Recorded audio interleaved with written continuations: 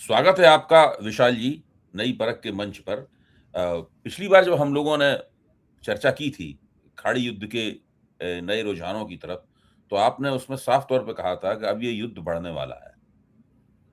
फिलहाल ये युद्ध बढ़ेगा, हो सकता है कि 1 महीने या उससे कुछ ज़्यादा तक जमकर चले और आपने जो कहा था, वही हो रहा है।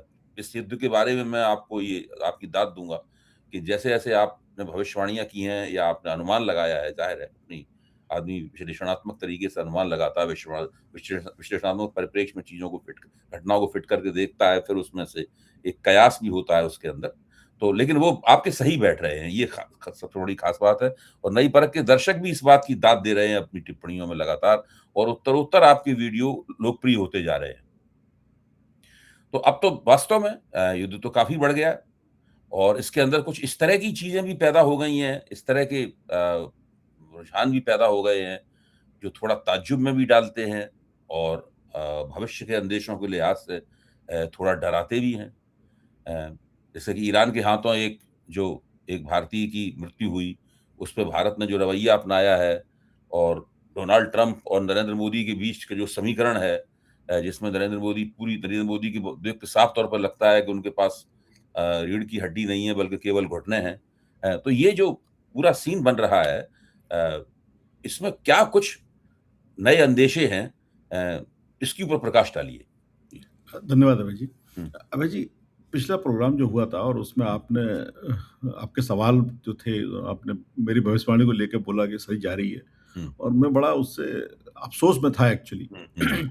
कि मैं ईश्वर से नहीं चाहता था कि मेरी कोई बात इस हाँ, तरीके आपने से कहा जाए भी था, ये बात कही भी थी और आपने। उस बात से पूरे एपिसोड छाया रहा और मेरे दिमाग बड़ा विचलित रहा। हुँ, लेकिन इस बार मैं आपको पूरी एनालिसिस करके बताता हूँ। हुँ, अभय जी, पहले ये समझना चाहिए कि ये लड़ाई आखिर खत्म क्यों नहीं हो रही और ये चल क्यों नहीं रही? हुँ, ये इस लड़ाई में एक बहुत ही एक इसका कारण है। हुँ, ना तो ईरान ने, ना अमेरिका ने एक दूसरे को बहुत ज़्यादा वो ब्लडी नोज़ नहीं दी है। हुँ, एक डिसाइसिव विक्ट्री या तो वो दे नहीं पा रहे हैं या दी नहीं है, या हो नहीं पा रही है। हुँ, हुँ, ना तो अमेरिका ने ईरान को पूरी तरह हरा दिया, हुँ, ना ईरान ने अमेरिका को पूरी तरह हरा दिया। हुँ। हाथ केवल ईरान का भारी है। नहीं अभय जी, हाथ भारी, मैं उसको बताता हूँ। हुँ, हाथ असल में भारी तो अमेरिका का है, हुँ, क्योंकि अमेरिका के पास जो फायर पावर है, हुँ। वो बहुत ज़्यादा है। अमेरिका वर्ल्ड की सबसे बड़ी आर्मी है और ईरान लेकिन 1 बहुत। मिनट विशाल जी, मैं माफ़ कर रहे बीच में बोल रहा हूँ। ये तो ख़ैर जिसे कहते हैं ना अंग्रेज़ी में इट गोज़ विदाउट सेइंग मतलब कि ये तो बात एक स्वतः सिद्ध बात है कि अमेरिका दुनिया का सबसे शक्तिशाली देश है और ईरान की फ़ौजी ताकत से और अमेरिका की फ़ौजी ताकत के बीच में कोई मुकाबला नहीं है। अमेरिका का कितना भी नुकसान हो जाए, अमेरिका बहुत दिनों तक, लंबे अरसे तक युद्ध छेड़े रह सकता है। किसी भी देश के ऊपर महीनों-महीनों तक हम लगातार हमले करते रहने की उसमें क्षमता है। उस लिहाज से आपकी बात बिल्कुल सही है। लेकिन जिन लक्ष्यों को लेके अमेरिका चला था इस युद्ध में मतलब वो लक्ष्य उसके प्राप्त नहीं हो पाए हैं। और अमेरिका नुकसान अमेरिका का इतना ज़बरदस्त हुआ है कि पूरे मध्य पूर्व में उसका प्रभुत्व जो है वो खतरे में है। अमेरिका की प्रतिष्ठा का भी क्षय हुआ है। मैं इन इस लिहाज से कह रहा था कि ईरान आप का हाथ भारी है। आप बिल्कुल सही कह रहे हैं, मैं उसी पे आ रहा था। हुँ, अभय जी, मैं आपको पिछले अटैक की घटना बताता हूँ। हुँ, पिछले अटैक में जो डोनाल्ड ट्रम्प साहब ने हवाई जहाज़ से ऑर्डर दिया हुँ, और उनके 140 ठिकानों पे हमला किया, हुँ, ईरान के। हुँ। अब मैं आपको 140 ठिकानों का असेसमेंट बताता हूँ। हवाई जहाज़ से हमला ऑर्डर दिया क्या मतलब उस वक़्त वो हवाई जहाज़ में थे? हवाई जहाज़ में थे और उन्होंने जर्नलिस्टों को बताया कि मैंने अभी-अभी एयरफ़ोर्स बोल 1 में दिया थे, है। उस वक़्त एयरफ़ोर्स 1 में थे वो। एयरफोर्स वन में थे वो हाँ। और उन्होंने कहा कि अटैक फिर से चालू कर दिया है हमने हुँ, ईरान हुँ, पे, जब वो नाटो से निकले बाहर। हुँ, हुँ, तो अभय जी, अब मैं उस 140 हमलों की नुक्स आपको बताता हूँ एनालिसिस। हुँ, 140 हमलों में से अमेरिका केवल और केवल ईरान के साउदर्न पोर्टों पे हुँ, कुछ बोटों को नुकसान पहुंचा पाया विजिबल, जहां पे उन बोटों में आग लग गई, जिन बोटों की कीमत, एक बोट की कीमत होगी 10,000 से भी कम, मतलब हुँ, 5-7 लाख रुपए एक बोट की कीमत। हुँ, और ऐसी 10 बोटें उन्होंने करीब-करीब जला दी। हुँ, तो 50 लाख रुपए का नुकसान या 1 करोड़ रुपए का नुकसान उन्होंने ईरान का कर दिया।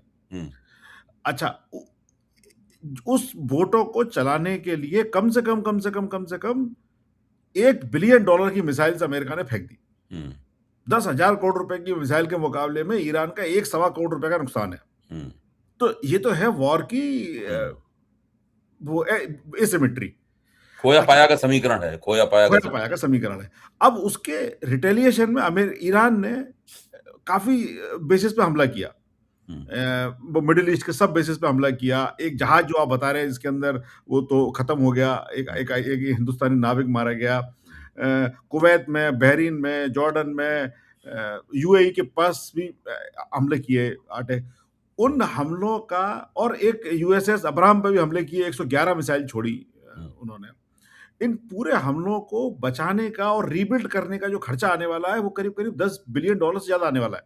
हुँ, तो अमेरिका को इस पूरे युद्ध में सब तरह के लॉस हो रहे हैं। हुँ, लेकिन उसके बाद भी अमेरिका के पास ईरान हरा नहीं पा ईरान अमेरिका को हरा नहीं पा रहा है और अमेरिका भी ईरान को हरा नहीं पा रहा है। हुँ, डोनाल्ड ट्रम्प साहब बोल देते हैं कि हमने उनकी सारी कैपेबिलिटी खत्म कर दी है। उसके बाद भी ईरान ये खुद बोल रहे हैं कि 111 मिसाइल हमारे उस पे छोड़ी है। हुँ, तो 111 मिसाइल कहाँ से आ गई? हुँ, मिसाइल फायर करने की कैपेसिटी कहाँ से आ गई? तो हुँ, वो ये बातें हैं। अब मैं आपको कुछ और पहलू पे हुँ। आपका ध्यान लेके आता हूँ। जी। अबे जी एक बहुत ही अद्भुत घटना हुई है इस पूरे युद्ध में। हुँ, इस पूरे युद्ध में जब ये चल रहा था और खमेनी साहब की वो हो रही थी, चल रहा था उनकी लास्ट राइट का कार्यक्रम, तो यमन से एक यहूदीस का जहाज ईरान गया हुँ, और वो जहाज गया सऊदी अरेबिया के एयर स्पेस से हुँ, और वो उड़ा और उन्होंने उसको लैंड करने की परमिशन दे दी, जो करीब-करीब 15-20 साल से बैन थी। हुँ, लेकिन वो जहाज चला गया और सऊदी अरब ने उसको जाने दिया और कुछ भी नहीं हुआ। महान एयरवेज़ का जहाज था। हुँ, जब वो जहाज लौट रहा था, हुँ, तब सऊदी अरेबिया की आँख खुली और सऊदी अरेबिया ने अमेरिका के उसमें आके प्रेशर में आके और अपनी पॉलिसी दोबारा रिवाइव करते हुए, वो हुँ, जहाँ उतरने वाला था सना इंटरनेशनल एयरपोर्ट यमन का, हुँ, उस पे अटैक कर दिया। हुँ, तो वो जहाज वहाँ नहीं उतर पाया, वो सना की जगह समरा करके एयरपोर्ट है दूसरा यमन में, वहाँ उतरा वो और वहाँ से वो सारे लोग बाहर निकले और वो अपने-अपने घर चले गए। उसके बाद यमन में यहूदीज़ ने सऊदी अरेबिया हुतीज़ पे ने अटैक हुती हुत हुतीज़ हुतीज़ ने हाँ, हुतीज़ ने। सॉरी हुतीज़ ने हुँ, सऊदी अरेबिया पे अटैक किए, हुँ, जिन अटैकों का उनका कहना है कि हमने विफल कर दिए हैं। हुँ, ये वही लोग हैं जिन्होंने आज से कई 1 सवा साल पहले वो अरामको की रिफाइनरी पे अटैक किया था। हुँ, और ये यही वो लोग हैं जो कि जो रेड सी से निकलने वाली वो है स्ट्रेट हुँ, बारब आलम, उसको भी रोक सकते हैं। हुँ, हालाँकि अभी उन्होंने मना करा है कि हमारा ऐसा कोई इंटेंशन नहीं है कि उस स्ट्रेट को हम बंद करें। हुँ, अब ये युद्ध एक नए फ़ेज़ के अंदर जा रहा है। हुँ, वो फ़ेज़ मैं आपको समझाता हूँ और वो हुँ, बड़ा ही क्रिटिकल फ़ेज़ है। हुँ, इस अटैक के दूसरे दिन आज भी अटैक हो रहे हैं। जब अपन बात कर रहे हैं, तो भी अटैक चल रहे हैं। हुँ, हुँ, इस अटैक के दूसरे दिन डोनाल्ड हुँ, ट्रम्प साहब ने की फ़ौजों ने हुँ, ईरान के नॉर्दर्न प्रोविंस में अटैक किए हुँ, और वहाँ पे उन्होंने रेलवे ब्रिज और रेलवे लाइन उड़ा दी। हुँ, जो रेलवे ब्रिज और रेलवे लाइन चाइना और रशिया से ईरान को जोड़ते हैं। हुँ, रोज़ दिन में 3 ट्रेन आ रही हैं, रोज़ दिन में 3 ट्रेन जा रही हैं, गुड्स लेके आती हैं और ऑयल लेके जा रही हैं। हुँ, वो ऑयल रशिया भी जा रहा है, वो ऑयल चाइना भी जा रहा है। हुँ, कॉस्टली है लेकिन जा रहा है। हुँ, काफ़ी सारा ईरान का ऑयल वो जो है वो नॉर्दर्न पोर्ट से होता हुआ वो रशिया और चाइना भी जा रहा है ब्लैक सी से होता हुआ, हुँ, हुँ, कैस्पियन सी से होता हुआ। अब अभय जी वो रेलवे लाइन तोड़ने के बाद इधर यहूदी वाला एपिसोड होने के बाद अब यहूदीज़ एक झटके में वो दूसरी स्टेट भी बंद कर सकते हैं। हुँ, इस परिस्थिति में भारत का एक नाविक मर गया हुँ, और इस बार जो नाविक है वो ईरान के हमले से मरा है। हुँ, वो जहाज एमटीओ और अमेरिका के अंडर में निकल रहा था हुँ, ओमान की खाड़ी से। ईरान ने उस पर अटैक किया और वो उसमें 10 लोग घायल हुए और एक उसमें हुँ, शहीद हो गया। हुँ, अब 2-3 पहलू हैं इसके, बहुत ही हुँ, सीरियस पहलू हो सकते हैं। हुँ, चूँकि पिछली बार अपने 3 नाविक मारे थे हुँ, अमेरिका ने और इंडिया ने उसका बहुत ज़्यादा प्रोटेस्ट नहीं किया। हुँ, तो इंडिया अब अपना प्रोटेस्ट करने का राइट खो चुका है। हुँ, या तो वो तब प्रोटेस्ट करता, उसी हुँ, सुर में फिर आज प्रोटेस्ट कर सकता था वो। हुँ, पहले उन्होंने प्रोटेस्ट नहीं किया, तो अब ईरान पूछेगा आप पहले प्रोटेस्ट नहीं कर, अब क्यों प्रोटेस्ट कर रहे हैं आप? हुँ, और तब तो अमेरिका को पता था कि ये इंडियन जहाज है, इसके अंदर इंडियन नाविक हैं। हुँ, इस बार तो हमको पता नहीं था कि इसमें इंडियन नाविक हैं। हुँ, हमें नाविक का पता था, हमने जानबूझ के तो मारा नहीं, हमने तो हुँ, अटैक किया था। हमें ये पता नहीं था कि इंडियन नाविक हैं इसमें। हुँ, तो आप किस लिहाज से हमारे को बोल रहे हैं? हुँ, अगर इंडिया इस पे प्रोटेस्ट करता है, चूँकि हुँ, वो एमटीओ और अमेरिका के अंडर में हो रहा था हुँ, और यूएई के पोर्ट पे हुआ है, हुँ, इंडिया प्रोटेस्ट करता है और कहीं इंडिया इसके अंदर यदि दूसरी जो हुँ, स्ट्रेट है वो भी क्लोज़ होती है, स्ट्रेट हुँ, ऑफ हॉर्मूज़ तो ऑलरेडी क्लोज़ हो चुकी है। हुँ, इंडिया की एनर्जी पे बहुत बड़ा सिक्योरिटी पे असर पड़ सकता है। हुँ, और आप कई दिनों पहले 3 महीने पहले पुराना एक कन्वर्सेशन उठा के देखें, हुँ, जहाँ पे डोनाल्ड ट्रम्प साहब ने कहा था कि दुनिया की विश्व की फ़ोर्सेस को आके स्ट्रेट ऑफ हॉर्मूज़ को आज़ाद करा लेना चाहिए। हुँ, उस वक़्त भारत ने इसका समर्थन किया था हुँ, और मोदी जी ने इस बारे में यूएई के राष्ट्रपति और सऊदी अरब के राष्ट्रपति से बात की प्रिंस से बात की थी कि हुँ, हमें ये मुहिम जॉइन करना चाहिए और ये हमें एक इसके तहत करना चाहिए। हुँ, अपनी भारत को भी पार्टिसिपेट करना चाहिए। हुँ, अगर भारत स्ट्रेट ऑफ हॉर्मूज़ में हुँ, या अरेबियन सी में इस बात पे कि हम अपने नाविकों की सुरक्षा के लिए कूद रहे हैं, हुँ, कूदता है, हुँ, उधर दूसरी स्ट्रेट बंद होती है, उधर से चाइना का जो सप्लाई चेन है वो बंद होती है, तो ये बड़ा ही ईरान के लिए प्रेशर पॉइंट बन जाएगा। हुँ, और ईरान इस प्रेशर पॉइंट में आके एक कुछ भी स्टैंड ले सकता है जो अनकंफर्टेबल हो सकता है दुनिया के लिए या अमेरिका के लिए। हुँ, ये एक पहलू है। हुँ, ये किसी तरह का कयास नहीं है, ये एक प्रोबेबिलिटी है जो मुझे बनती हुई दिखाई दे रही है। हुँ, मुझे ऐसा लगता है कि अ, भारत को और खासकर डोनाल्ड ट्रम्प साहब को और ये एक मौका भी हो सकता है मोदी जी के लिए अपनी लीडरशिप दिखाने का और हुँ, डिप्लोमेसी के ज़रिए अपनी बात को रखने का। हुँ, वो वक़्त बताएगा। लेकिन हाँ, ये प्रोबेबिलिटी एक बनती है, हुँ। डेफ़िनिटली बनती है। मतलब आप कह ही रहे हैं, मैं इस बात को और थोड़ा साफ तरीके से रख दूँ, जो आपने बात कही है। अगर मैं कुछ ज़्यादती कर रहा हूँ, तो आप उसको दुरुस्त कर दीजिएगा। आप कह ये रहे हैं कि डोनाल्ड ट्रम्प भारत के ऊपर एक दबाव डाल रहे हैं, इस द और या डाल सकते हैं या अभी डालते हुए दिखाई पड़ रहे हैं आपको, कि भारत को होर्मुज़ के सवाल को लेते हुए इस युद्ध में आ जाना चाहिए, शामिल हो जाना चाहिए। नहीं, थोड़ा-सा मैं चेंज करूँगा अभी, हाँ, वही मैं थोड़ा-सा, चाहता बिल्कुल, हूँ। बिल्कुल ज़रा-सा। जी, जी। अबे जी, पिछली बार जब मोदी जी ये इज़राइल की यात्रा पे गए थे और उसके नेक्स्ट डे लड़ाई चालू हुई, हाँ, हाँ। उसमें मोदी जी का इंटेंशन नहीं था इज़राइल जाने का। हुँ, लेकिन इज़राइल ने उनकी फ्रेंडशिप को मिसयूज़ करते हुए भारत की तरफ से ये इंडिकेशन दिलवाया कि या विश्व की दुनिया को ये बताया कि देखिए भारत भी इज़राइल के साथ है और जैसे ही मोदी जी निकले हमने अटैक कर दिया। हुँ, इस बार भी उस तरह की एक एक रणनीति तो नहीं बोल सकते, इस तरह की शतरंज में चाल बोलते हैं, वो बिछाई जा रही है कि भारत उस चाल हुँ, में ट्रैप हो जाए और इस युद्ध हुँ, में कूद जाए हुँ। और अमेरिका वहाँ से निकल जाए। इस बार कौन ट्रैप भारत कर रहा है? पिछली बार तो नेतन्याहू ने ट्रैप किया था, इस बार कौन ट्रैप कर रहा है?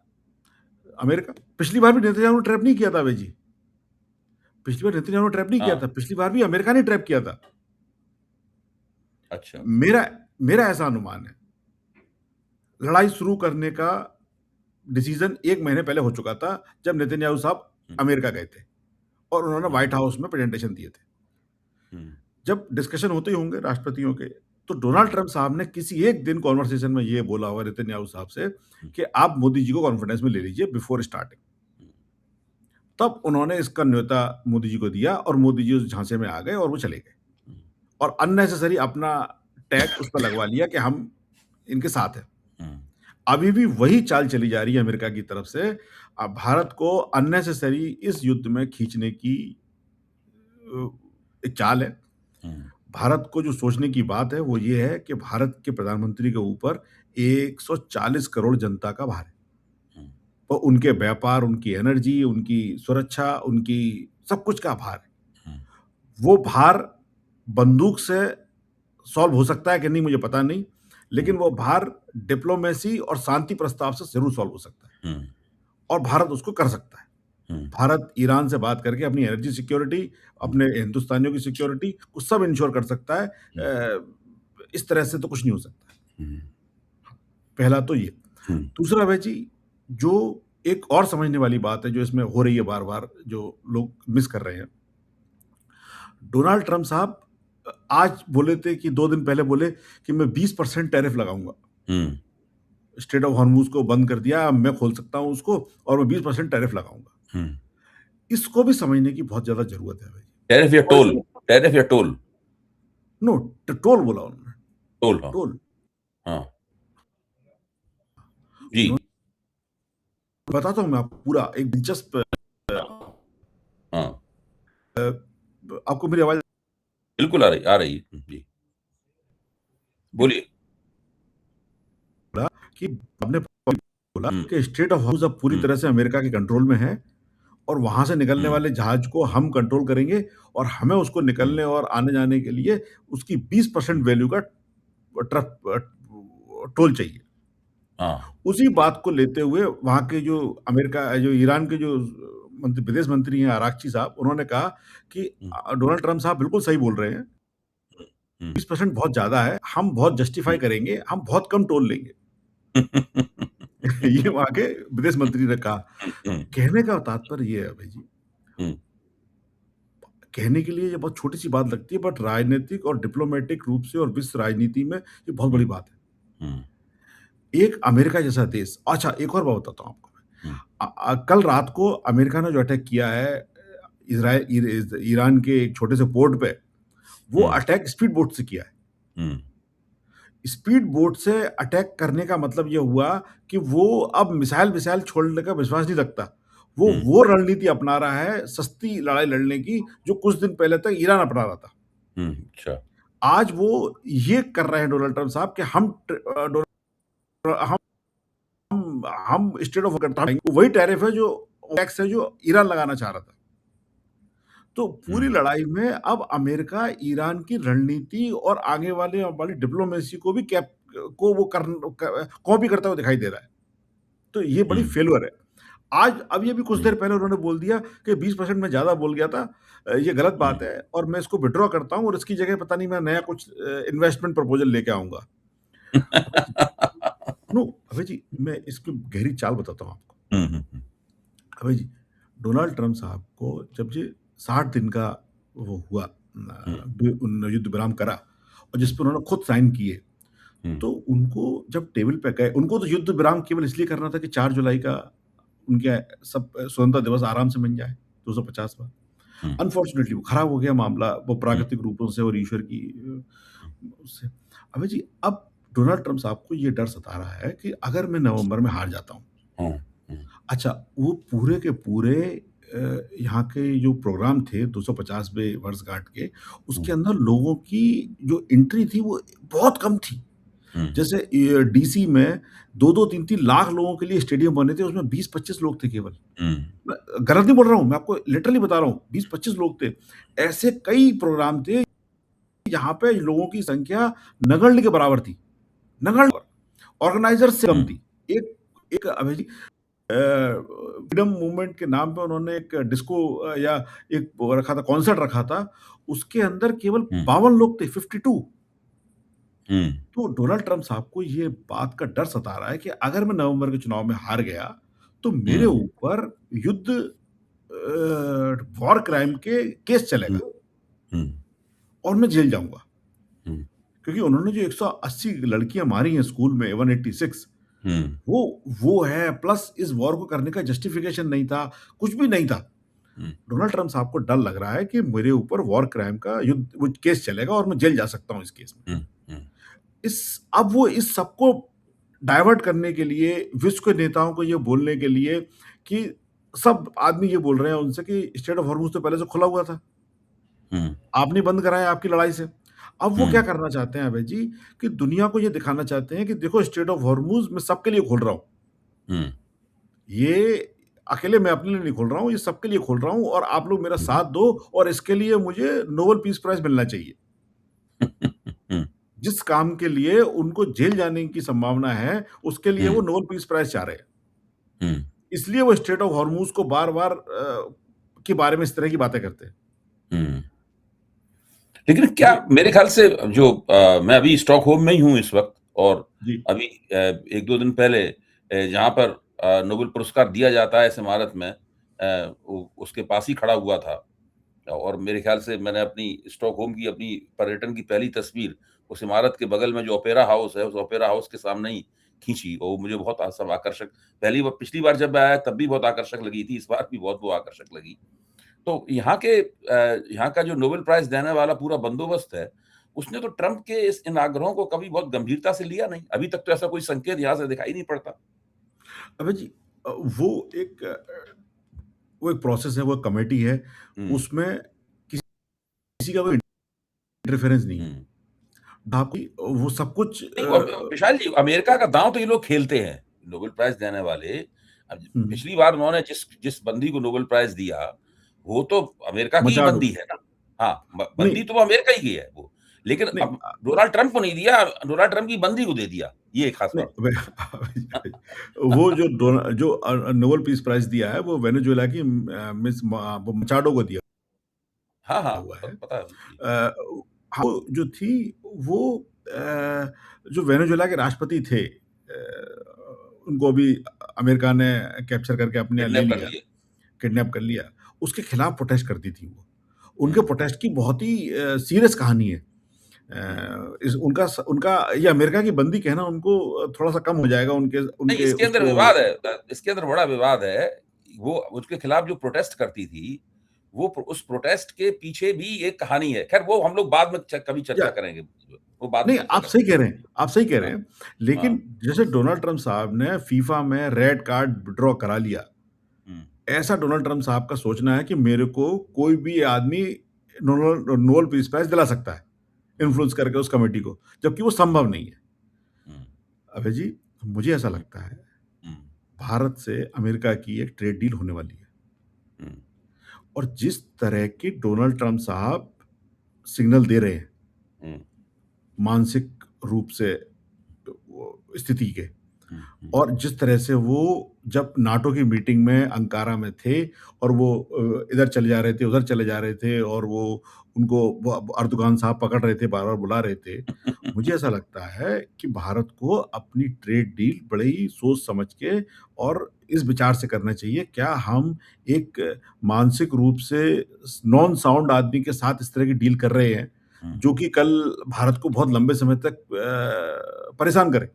हुँ, भारत को इस बात का इंश्योर कर लेना चाहिए कि ये डील एक साउंड एंड सोवरेन आदमी के साथ ही कर रहे हैं अपन। हुँ। किसी तरह का जल्दबाजी नहीं करना चाहिए। तो इसका मतलब ये है कि भारत के लिए तो बारूदी सुरंगें बिछी हुई हैं? मतलब इस लिहाज से आपने तो 2 ऐसे एक के बाद एक 2 बातें ऐसी बता दी। एक तरफ तो डोनाल्ड ट्रम्प भारत को फिर से मोदी को फिर से शीशे में उतारने की कोशिश कर रहे हैं। पहली बार शीशे में उतारा था तो ये गलती से इज़राइल चले गए थे। इस बार उन्होंने शीशे में उतारा तो एक तरह से इनकी भागीदारी खाड़ी युद्ध में कहीं ना हो जाए घुमा-फिरा कर और दूसरी तरफ शीशे में उतार रहे हैं ट्रेड डील के सवाल के ऊपर। तो दोनों तरह से भारत के लिए बारूदी सुरंगें बिछी हुई हैं। हमारे नेताओं को हमारे विदेश मंत्रालय को, हमारे वाणिज्य मंत्रालय को और स्वयं नरेंद्र मोदी को बड़ी सतर्कता से फूँक-फूँक कदम रखने पड़ेंगे वरना कभी भी इनके पैरों के तले कोई विस्फोट हो सकता है। भई जी 2 इंसिडेंट और जोड़ हाँ। लीजिए लिस्ट में। अडानी का हुँ, इंडैक्टमेंट वहाँ की हुँ, कोर्ट से और दूसरा अभी वो यूएस का एक किया जिसके अंदर वो के खिलाफ वगैरह-वगैरह किया वो। ये सब कुछ लिंक्ड है। ऑपरेशन हार्डबॉल। हुँ, ये सब कुछ हुँ, लिंक्ड है। इसको आइसोलेशन में देखना गलत है। ये सब कुछ लिंक्ड हुँ, है। अडानी का इंडैक्टमेंट, हुँ, ऑपरेशन हार्डबॉल, भारत के हुँ, कई बड़े शीर्ष नेता और शीर्ष अधिकारियों के नाम उस तरह हुँ, के ऑपरेशन से निकालना, ये सब हुँ, कुछ लिंक्ड है। भारत के लिए सुरंगें ही बिछी हैं। नरेंद्र मोदी जी हुँ, बहुत ही समझदार नेता हैं और उनकी हुँ, सारी की सारी समझदारी हुँ। इस दाँव बात पे की लगी हुई है सब। परीक्षा पे लगी हुई है। हाँ, हाँ, अग्नि परीक्षा परीक्षा है इस पे वक़्त मोदी की। अग्नि परीक्षा एक गलत कदम भारत को बर्बादी की तरफ ले जा सकता है। हुँ। एक गलत कदम। नहीं, ये जो मैं परिस्थिति उसको है, अतिशयोक्ति जिस से तरह से नहीं विकसित हो रही है, आप बहुत बेहतरीन विश्लेषण आपने किया है और नरेंद्र मोदी किस तरह, एक तरह से देखा जाए, पता नहीं वो इसके प्रति जागरूक हैं या नहीं, सचेत हैं कि इसीलिए नहीं। वो घूम रहे हैं। उनके रणनीतिकारों ने उनको जो नोट बना के दिया होगा इस परिस्थिति के ऊपर, उसमें इस प्रकार के संगीन पहलू हैं कि नहीं, पता नहीं। आपकी आवाज़ उन तक पहुँच रही है या नहीं पहुँच रही है। नई परख के इस मंच से आपकी आवाज़ वहाँ पहुँच पा रही है कि नहीं पहुँच पा रही है, ये सारे सवाल हैं। और मुझे लगता ये है कि आप बहुत नज़दीकी निगाह इसके ऊपर बनाए रखे हुए हैं, क्योंकि इसमें जो कुछ होना है, वो अभी कुछ ही दिनों में हो जाएगा। इसके लिए बहुत लंबा समय नहीं इंतज़ार करना पड़ेगा। अभय जी, आप बिल्कुल सही कह रहे हैं और मुझे ऐसा अनुमान है, मेरा कोई कॉन्टैक्ट वगैरह कुछ भी नहीं है और मेरा ऐसा पूरा विश्वास है कि मोदी जी तक इस तरह के प्रोग्राम नहीं पहुँचते। लेकिन मोदी जी बहुत ही बिल्कुल माइनफ़ील्ड में हैं। एक गलत कदम भारत को बर्बादी की तरफ ले जाएगा, पहला। दूसरा अभय जी, जहाँ तक ट्रेड डील की बात है, मेरे पास कुछ उसके चर्चा में कुछ है बात जो मेरे दिमाग में है, वो कभी अपन किसी अन्य कार्यक्रम में करेंगे, जो भारत को इतनी घटिया ट्रेड डील से बहुत ही आसानी से बचा सकता है। मेरे पास एक छोटी-सी सुझाव है, वो किसी दिन जब प्रोग्राम अपन ट्रेड डील पे करेंगे तो मैं दे सकता हूँ, जो भारत को बिल्कुल इस निहायत ही घटिया ट्रेड डील से बचा सकता है। 1 ही 2 दिन में इस प्रोग्राम को करना बहुत ज़रूरी है, क्योंकि बिल्कुल, ये जो तमाम प्रश्न हैं, मतलब ये तमाम प्रश्न भारत के कम से कम निकट भविष्य को तो बहुत संगीन तरीके से प्रभावित कर ही सकते हैं। निकट नहीं है अभय जी, लंबे समय तक। लंबे समय तक, बिल्कुल आपने कहा। तो बहुत-बहुत शुक्रिया विशाल जी। आज कार्यक्रम हम लोगों ने थोड़ा छोटा किया। बिल्कुल। उसकी कुछ व्यावहारिक वजह है। लेकिन कार्यक्रम में जो बातें हुई, जो चर्चाएँ हुई, वो चर्चाएँ बहुत महत्वपूर्ण हैं। और मुझे लगता है कि नई परख के दर्शक भी इन चर्चाओं के का संगीन महत्व है, उसको समझेंगे, क्योंकि नई परख के दर्शकों का भविष्य भी इसी के साथ में दाँव पर लगा हुआ है। करेक्ट। और मैं उन सब दर्शकों से अपील करता हूँ कि वो ये कार्यक्रम उन्हें कैसा लगा, इसके बारे में अपनी राय दें, और अगर उन्हें पसंद आया है कार्यक्रम, तो वो दोबारा फिर इंतज़ार करें विशाल शिवहरे की टिप्पणियों का, और उसे अगर नहीं सब्सक्राइब किया अभी तक तो सब्सक्राइब करें, और अपने दोस्तों और अपने परिजनों को भी सुझाव दें, हमारी सिफ़ारिश करें उनसे कि वो भी इस कार्यक्रम को सब्सक्राइब करें, और अपनी टीका-टिप्पणियाँ अवश्य करें। बताएँ ज़रूर बिल्कुल। कि हम में क्या कमी है और हम कैसे इन कमियों को सुधार सकते हैं। अगर हमने कुछ अच्छा किया है, तो उसकी तारीफ़ भी करें। इससे हमारी हौसला अफ़ज़ाई होगी। बहुत-बहुत और शुक्रिया। अगली टिप्पणी सारी आप कुछ टिप्पणियाँ ट्रेड डील पे भी करें, अगला हाँ, एपिसोड अपन ट्रेड डील पे करते हैं। हाँ, कर सकते हैं। बिल्कुल ठीक बात। जी, जी, बहुत-बहुत धन्यवाद। धन्यवाद।